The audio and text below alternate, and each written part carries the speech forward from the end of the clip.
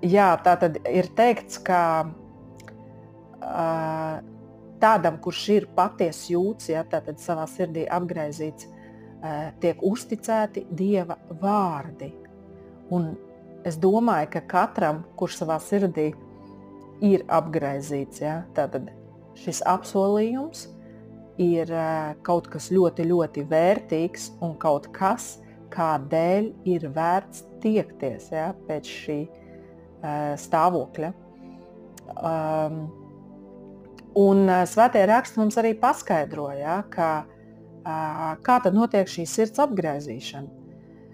Tieši tāpatās, kā arī viss pārējais, par ko runā svētie raksti, kad ir teikts, piemēram, vājais, lai saka, ka viņš ir stiprs, nabagais, lai saka, ka viņš ir bagāts.